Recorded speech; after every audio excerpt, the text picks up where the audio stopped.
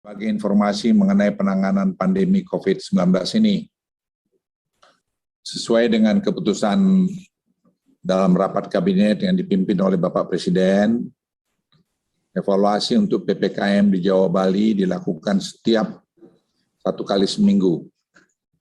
Sementara untuk luar Jawa Bali akan dilakukan setiap 1 dalam 2 minggu. Pada malam ini kami diperintahkan oleh Bapak Presiden untuk menyampaikan keputusan tersebut ke publik. Setiap langkah yang pemerintah ambil tentunya telah mempertimbangkan berbagai aspek serta masukan-masukan dari berbagai ahli dalam bidangnya.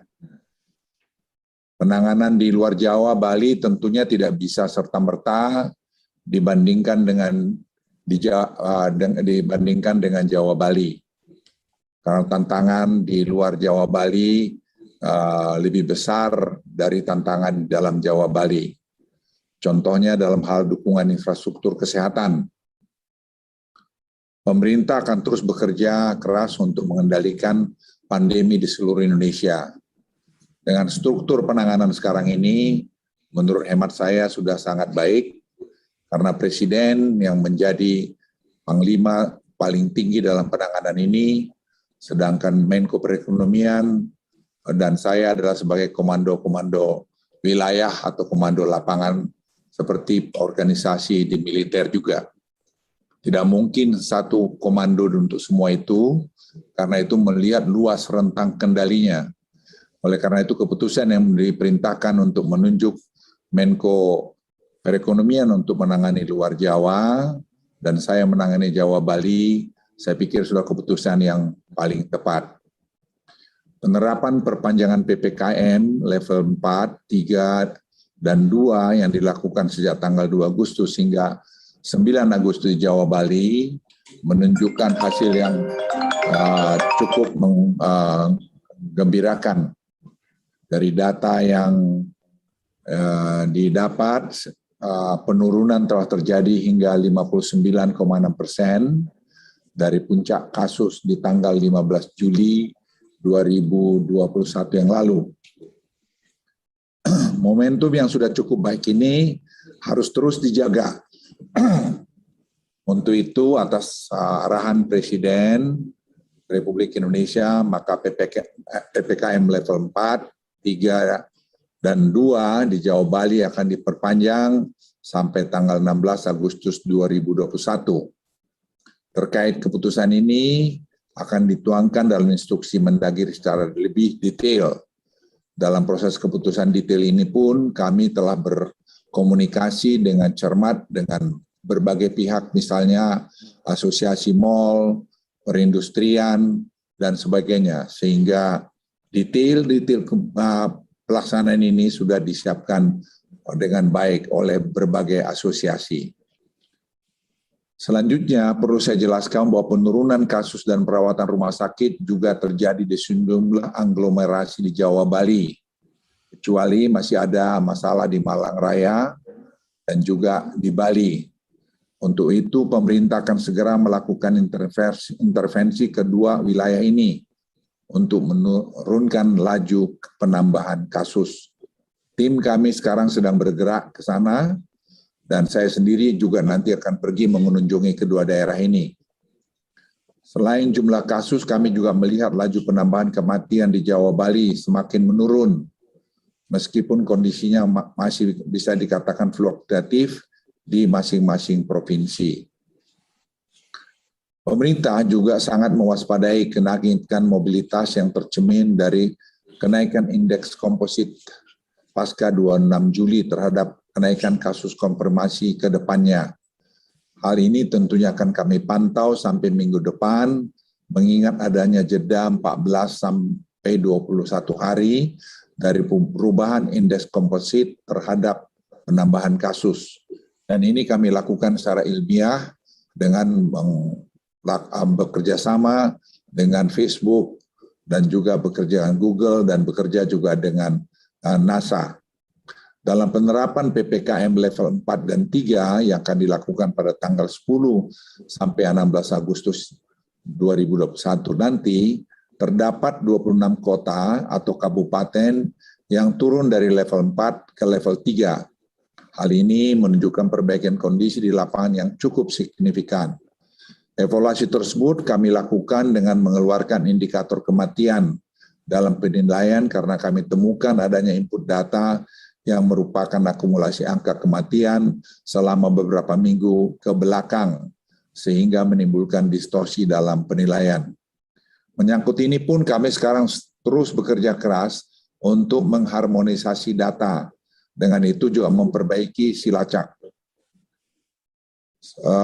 Kami membentuk tim khusus untuk menangani wilayah-wilayah yang memiliki lonjakan kasus kematian yang signifikan dalam beberapa minggu terakhir, yang seperti kami lakukan di Yogyakarta. Setelah kami kembali dari Yogyakarta, kita evaluasi angkanya, kita temukan di sana-sini yang perlu diperbaiki. Selain perkembangan kasus COVID-19, saya juga akan sampaikan perkembangan yang terus membaik dari pelaksanaan 3M, testing dan tracing, serta capaian vaksinasi. Dan saya terima kasih juga kepada TNI Polri, Pemda, semua pihak, mahasiswa, anak-anak muda kita yang telah bahu-membahu bekerja untuk mensukseskan ini. Kepatuhan mengenai menggunakan masker telah mencapai 82%, meningkat 5% dibandingkan bulan Februari-Maret. Dan ini pekerjaan yang tidak mudah. Dan kami himbau juga pada kesempatan ini supaya seluruh masyarakat membudayakan untuk memakai masker ini. Karena kita mungkin akan hidup dalam bertahun-tahun ke depan dengan masker ini. Karena ini salah satu alat di samping vaksin untuk mencegah penularan varian Delta. Dalam hal peningkatan jumlah testing dan tracing, jumlah spesimen dan orang dites meningkat sangat signifikan hingga 3 kali lipat sejak bulan Mei 2021. Selain itu, dari sisi tracing, keterlibatan TNI dan Polri mampu meningkatkan jumlah kontak erat yang berhasil di tracing. Saat ini memang masih ada pencatatan yang dilakukan secara manual untuk aktivitas tracing ini, terutama karena keterbatasan akses internet untuk wilayah-wilayah pedesaan. Namun hal ini akan terus kami perbaiki dengan penambahan jumlah digital tracer lapangan, dan juga perbaikan pada sistem silacak yang lebih adaptif guna mengakomodasi tracing kontak erat yang akan semakin besar hari ke harinya. Dalam hal kecepatan laju vaksinasi, sejumlah provinsi dan wilayah aglomerasi menunjukkan peningkatan laju vaksinasi harian yang cukup signifikan. Hal ini tentu saja akan membantu dalam hal upaya pengendalian pandemi COVID-19 akibat varian Delta. Dalam OSI perpanjangan PPKM dilakukan mulai 10 Agustus ini, terdapat 2 roadmap yang memiliki penyesuaian dan diuji cobakan, yaitu sektor pembelanjaan mal dan industri esensial yang berbasis ekspor atau penunjangnya. Pemerintah akan melakukan uji coba pembukaan secara gradual untuk mal, pusat perbelanjaan di wilayah dengan level 4, dengan memperhatikan implementasi protokol kesehatan. Uji coba pembukaan pusat perbelanjaan mal ini akan dilakukan di Kota Jakarta, Bandung, Surabaya, Semarang, dengan kapasitas 25% selama seminggu ke depan. Nah, dengan protokol kesehatan yang ketat. Hanya mereka yang sudah divaksinasi, saya ulangi, hanya mereka yang sudah divaksinasi dapat masuk ke mal dan harus menggunakan aplikasi Peduli Lindungi. Anak umur 12 di bawah 12 tahun dan 70 di atas 70 tahun akan dilarang untuk masuk ke dalam mal pusat perbelanjaan sementara ini. Selain itu, untuk industri esensial berbasis ekspor, minggu ini juga sudah disusun semua protokol kesehatan agar mulai minggu depan juga ini bisa dioperasikan di kota level 4 dengan 100% staf yang dibagi minimal dalam 2 shift. Penyesuaian di level 4 dilakukan juga tempat ibadah. Dalam perpanjangan mulai 10 Agustus, kabupaten di wilayah level 4 dapat melakukan ibadah dengan kapasitas maksimum 25% atau maksimal 20 orang. Kami ingin menekankan sekali lagi bahwa ada 3 pilar utama dalam hal penanganan COVID-19 ini. Pertama adalah peningkatan coverage vaksinasi secara cepat, kedua penerapan 3T yang tinggi, dan kepatuhan 3M terutama soal masker yang baik. Dalam menangani pandemi ini, pemerintah mengedepankan masalah kehati-hatian dengan baik. Jangan sampai perbaikan yang sudah kita capai dengan susah payah, kemudian menjadi sia-sia. Saya ingin menyampaikan pada Anda semua kita lelah. Bukan hanya petugas, masyarakat pun lelah. Oleh karena itu, jangan kita sia-siakan kelelahan kita ini karena kita tidak disiplin. Sekali lagi tentunya pemerintah tidak bisa bergerak sendiri tanpa keterlibatan peran serta dan juga kesadaran masyarakat. Masyarakat hari ini diharapkan memiliki kesadaran tinggi untuk berperan penuh dalam terus menjaga protokol kesehatan, utamanya dan melakukan penggunaan masker agar kita semua keluar dari badai pandemi ini. Saya juga ingin menyampaikan pengawasan arahan yang diberikan oleh Presiden kepada kami semua adalah dari waktu ke waktu. Yang menurut saya dengan pengalaman saya sebagai seorang perwira TNI melihat bahwa arahan-arahan ini yang membuat proses pengambilan keputusan cepat yang tidak banyak dibayangkan orang. Kalau teman-teman melihat di dalam proses pengambilan keputusan ini, bagaimana peran Presiden dalam mengarahkan adalah satu saya pikir pikiran langkah-langkah yang sangat patut kita apresiasi. Dan diakhiri juga dalam kesempatan ini saya ingin mengucapkan selamat Tahun Baru Islam 1443 Hijriah. Semoga kita semua selalu diberikan kesehatan, keberkahan, serta kekuatan untuk berjuang keluar dari pandemi COVID-19 ini. Terima kasih. Wassalamualaikum warahmatullahi wabarakatuh. Saya persilakan Menko Perekonomian.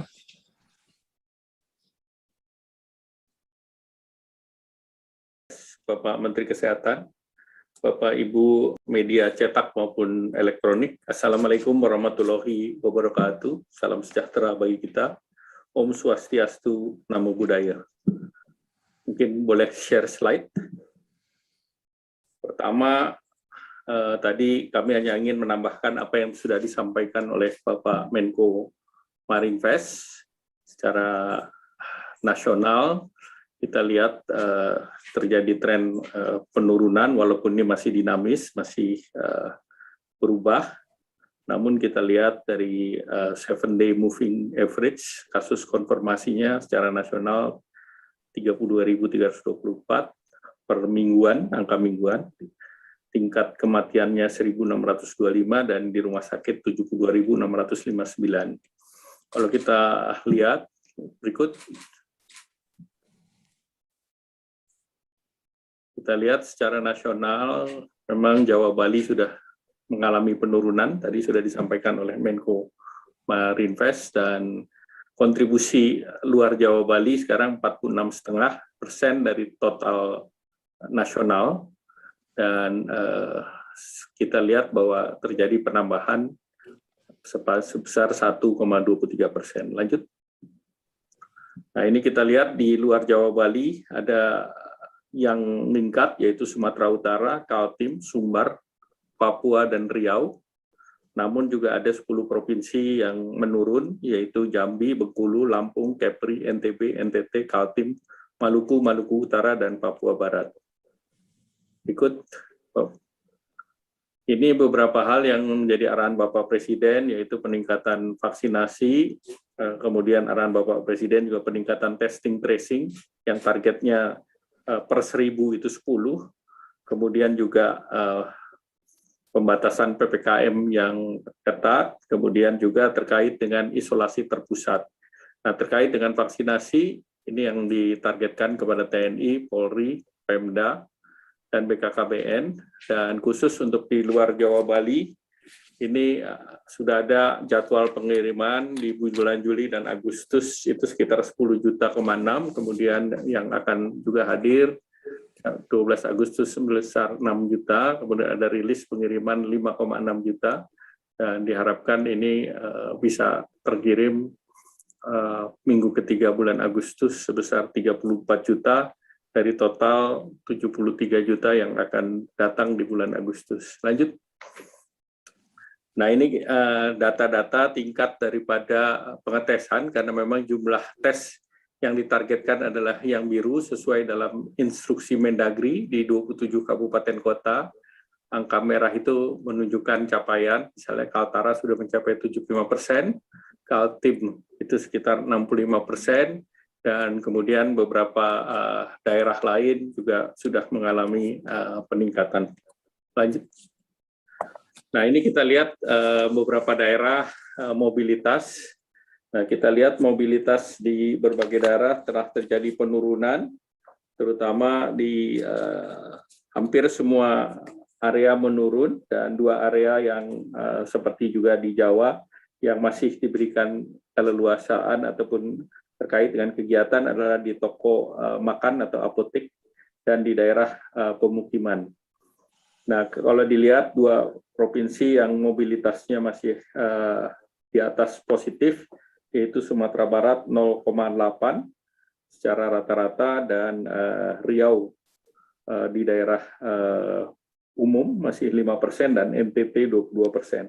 Terhadap kegiatan ini tentu kita akan terus menekan dalam kegiatan-kegiatan ke depan, dan kita juga memonitor di luar Jawa terkait dengan tren-tren kenaikan kasus aktif. Nah, dari hasil evaluasi, pemerintah melihat bahwa 45 kabupaten kota ini masih perlu ditindaklanjuti, dan pemerintah juga mempersiapkan isolasi terpusat di luar Jawa dengan mempertimbangkan kasus yang ada, dan pemerintah akan menggunakan fasilitas kapal Pelni yang telah disiapkan oleh Kementerian Perhubungan bekerja sama dengan BNPB, Kementerian Kesehatan, dan pemerintah daerah. Dan untuk awal akan dipersiapkan di 4 kota, Medan, Bitung, Sorong, Bandar Lampung, sedangkan fasilitas gedung di daerah juga dipersiapkan oleh Kementerian PUPR bersama BNPB, antara lain menggunakan Wisma Atlet, Asrama Haji, Balai Diklat, Rusun, dan ini telah diidentifikasi di beberapa daerah, termasuk di Sumatera Utara, kemudian di Riau, di Padang, di 5 daerah yang tadi meningkat secara tinggi. Kemudian pembiayaan isolasi terpusat itu kerjasama Pemda, Kemenkes, BNPB, dan yang sudah confirm adalah untuk Bitung dan Bandar Lampung. Beberapa wilayah yang disiapkan oleh Kementerian PUPR diharapkan bisa disiapkan dalam 1 minggu, 2 minggu ke depan adalah di Provinsi Sumatera Utara, Sumatera Barat, Riau, Kalimantan Timur, NTT, dan Papua. Selanjutnya, nah ini adalah 45 kabupaten kota yang akan diperpanjang karena ini adalah levelnya adalah level 4 dan resikonya masih resiko tinggi. Di luar Jawa ini level 4 ada 132 kabupaten kota, namun 45 kabupaten kota yang kita tingkatkan tetap berada di level 4. Level 3 ada 215 kabupaten kota, level 2 ada 39 kabupaten kota. Selanjutnya, sesuai dengan arahan Bapak Presiden, khusus di luar Jawa Bali akan diberlakukan perpanjangan selama 2 minggu, yaitu tanggal 10 sampai dengan tanggal 23 Agustus, karena memang berbeda dengan Pulau Jawa yang sudah menurun, maka yang di luar Jawa ini karena natur kepulauan dan wilayahnya luas, maka akan diperpanjang selama 2 minggu, dan levelnya adalah yang untuk level 4 ada 45 kabupaten kota, level 3 302 kabupaten kota, kemudian di level 3 302 kabupaten kota yang terdiri dari sebagian level assessment 3 dan sebagian level assessment 4. Kemudian di level 2 ada 39 kabupaten kota. Kemudian perubahan pembatasan untuk PPKM level 3 di luar Jawa Bali, yaitu 1, kegiatan belajar mengajar dapat dilakukan tatap muka, maksimum 50% dengan prokes ketat. Kemudian industri orientasi ekspor dan penunjangnya beroperasi 100% dengan prokes ketat, dan apabila ditemukan klaster akan ditutup 5 hari.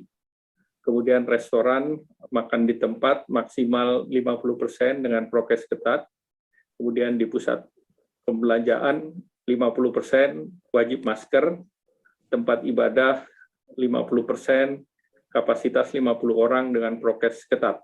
Ini yang khusus untuk level 3. Jadi saya ulangi, ini level 3, bukan level 4. Khusus level 4 di luar Jawa Bali akan ada penyesuaian di industri ekspor dan penunjangnya. Ini bisa beroperasi secara penuh dan apabila ditemukan klaster ditutup 5 hari dan tentu harus berbasis IOMKI dan dilakukan vaksinasi. Sedangkan tempat ibadah maksimal 25% atau 30 orang dengan prokes ketat. Dan ini seluruhnya akan dimasukkan di dalam instruksi Mendagri yang akan diterbitkan pada malam hari ini. Nah, ini adalah secara matriks, tadi sudah dijelaskan. Jadi ini berdasarkan work from home, belajar mengajar 50%, industri, restoran dan kafe, warung, lapak, jajanan, PKL, toko kelontong. Nah, ini prokes dan diatur oleh Pemda. Kemudian mall tadi disampaikan ini level 3 ya, bukan level 4. Itu 50%, kemudian pasar tradisional juga dengan regulasi Pemda, kemudian tempat ibadah. Demikian Bapak Menko Marinvest, terima kasih. Dan sekali lagi arahan Bapak Presiden bahwa beberapa hal terkait vaksinasi, testing, tracing, dan juga pembatasan mobilitas, isolasi terpusat, dan ketersediaan obat, ketersediaan oksigen, seluruhnya sudah dipersiapkan, dan nanti Pak Menkes akan menjelaskan terkait dengan hal tersebut. Demikian, silakan Pak Menko. Silakan Pak Menteri Kesehatan, Pak Budi. Terima kasih Pak Menko, rekan-rekan wartawan. Assalamualaikum warahmatullahi wabarakatuh. Bapak Presiden memberikan arahan bahwa ke depannya mungkin besar bahwa virus ini akan hidup cukup lama bersama kita. Jadi arahan Bapak Presiden, kita harus memiliki roadmap bagaimana ke depannya kalau memang virus ini hilangnya membutuhkan waktu sampai tahunan. Bagaimana protokol kesehatan yang kita miliki bisa menjaga kita untuk tetap hidup normal menjalankan aktivitas ekonomi, tapi dengan kondisi yang lebih aman. Untuk itu, atas arahan Bapak-Bapak Menko, kami akan segera melakukan pilot project yang mengatur secara digital penerapan dari protokol-protokol kesehatan di 6 aktivitas utama. Yang pertama adalah perdagangan, itu bisa perdagangan modern seperti mall atau department store, atau juga perdagangan tradisional seperti pasar basah atau toko-toko kelontong. Yang kedua adalah kantor dan kawasan industri. Yang ketiga adalah transportasi, baik darat, laut, dan udara. Yang keempat adalah pariwisata, hotel, restoran, atau event. Yang kelima, keagamaan. Dan yang keenam, pendidikan. Arahan beliau agar dipastikan bahwa protokol kesehatan yang nantinya akan mendampingi kehidupan kita ke depan, itu benar-benar bisa praktis, bisa juga digital atau berbasis information technology, dan juga bisa mengamankan kehidupan kita sehari-hari. Dan sudah diputuskan oleh Bapak Presiden bahwa nantinya akan menggunakan aplikasi Peduli Lindungi sebagai dasar, dan kita rencananya mulai minggu depan akan mulai di beberapa mall bekerja sama dengan Asosiasi Mall Indonesia. Kita juga sudah mengintegrasikan dengan transportasi udara, di mana teman-teman wartawan juga sekarang sudah merasakan setiap kali kita check-in akan langsung ketahuan status vaksinasi dan status PCR-nya secara digital, ya, secara otomatis. Nanti semua aktivitas tersebut, kalau mau masuk ke aktivitas tersebut, harus ada proses screening yang akan menentukan apakah yang bersangkutan sudah divaksin atau tidak. Kalau yang bersangkutan sudah divaksin, mereka akan masuk dan akan memperoleh protokol yang lebih longgar dibandingkan dengan yang belum vaksin. Sama seperti misalnya kalau kita masuk restoran, ada daerah merokok atau tidak merokok. Bisa dibayangkan seperti itu. Jadi kalau yang untuk vaksin, mungkin satu mejanya bisa berempat, bisa selamanya buka masker, tapi yang belum vaksin, mungkin harus satu meja berdua dan ditaruh di ruangan yang terbuka. Nah, hal-hal seperti tersebut akan diatur dalam bentuk protokol kesehatan untuk ke-6 aktivitas yang tadi saya sebutkan. Perdagangan, baik tradisional maupun modern, kantor dan kawasan industri, transportasi, darat laut udara, pariwisata, hotel, restoran, event, acara-acara keagamaan, dan juga pendidikan. Nah, diharapkan dengan adanya pilot project ini, bekerja sama dengan asosiasi, proses ini atau protokol kesehatan ini bukan hanya dimiliki oleh pemerintah, tapi juga dimiliki oleh pesertanya, oleh asosiasinya, dan bisa dilakukan tindakan-tindakan pengamanan, insentif dan disinsentif yang dilakukan juga oleh asosiasi terhadap anggotanya. Jadi pengawasannya bisa lebih efektif karena dilakukan juga oleh asosiasi bersama dengan pemerintah. Di samping itu, selain protokol kesehatan, Bapak Presiden juga menekankan perlunya testing dan tracing itu ditingkatkan. Ini adalah salah satu kelemahan kita yang sangat dibutuhkan ke depannya kalau kita mau secara bertahap membuka aktivitas sehari-hari tanpa mengorbankan unsur keamanan. Kita melihat bahwa testingnya sudah terjadi peningkatannya cukup tinggi. Dari sebelum Lebaran mungkin masih kisarannya puluhan ribu, sekarang sudah tes spesimennya di atas 200 ribu, sedangkan tes jumlah orangnya sekitar 150 ribuan. Itu kenaikan yang luar biasa. Tapi kami masih berpikir untuk perlu meningkatkan dengan kondisi positivity rate seperti sekarang ke angka 300 sampai 400 ribuan. Tracing juga kami melihat banyak kita perbaiki, infrastruktur sudah diperbaiki, tracer-tracernya juga sudah disiapkan TNI dan Polri, tapi kita masih memperbaiki sistemnya kita, performance-nya juga, agar ngisinya lebih mudah, dan kualitas data yang dimasukkan. Kami berharap 2 minggu signifikan, dan juga semua aksi pendukungnya sudah terintegrasi menjadi satu. 2 hal tadi, Bapak Ibu, yaitu peningkatan protokol kesehatan didukung dengan aplikasi digital untuk sektor-sektor aktivitas sehari-hari kita lakukan, 6 sektor tadi. Kemudian kedua, testing tracing yang lebih agresif, ditingkatkan di seluruh pelosok Nusantara dengan bantuan TNI dan Polri, kita rasa bisa menjadi alat agar kita bisa secara bertahap menyeimbangkan antara kegiatan ekonomi di satu sisi, tapi di sisi lain menjaga keamanan kita bersama. Khusus untuk vaksin, saya menambahkan sedikit yang tadi meneruskan yang Pak Menko Ekon sampaikan. Memang Bapak Presiden menyampaikan, dipastikan bahwa aglomerasi 7 di Jawa plus Bali, kalau bisa segera diselesaikan dengan minimal 70% sudah dicapai di akhir September.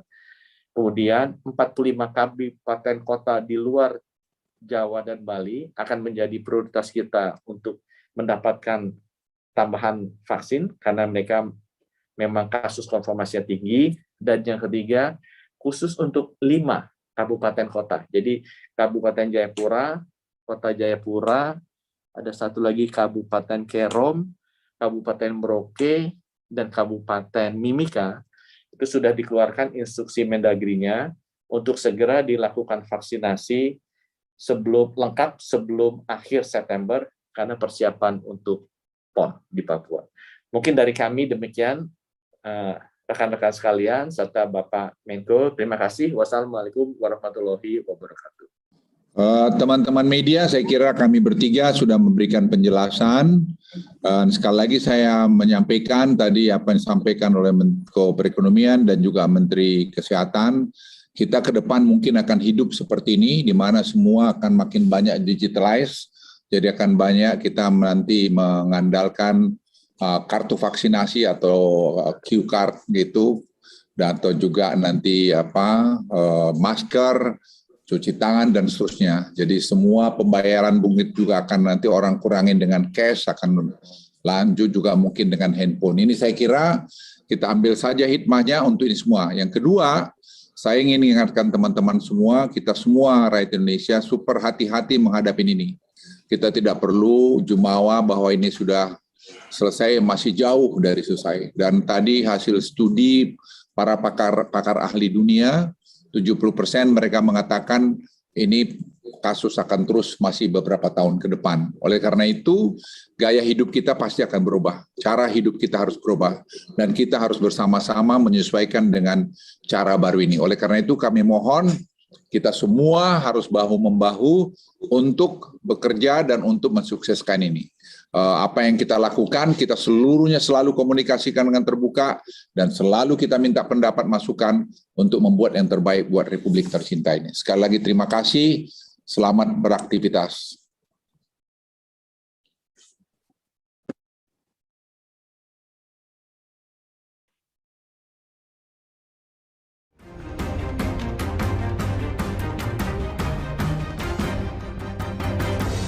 Bapak, Ibu, saudara-saudara, saat ini semua wajib pakai masker.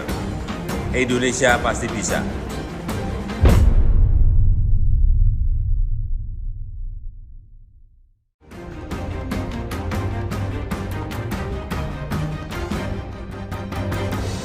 Bapak, Ibu, saudara-saudara, saat ini semua wajib pakai masker.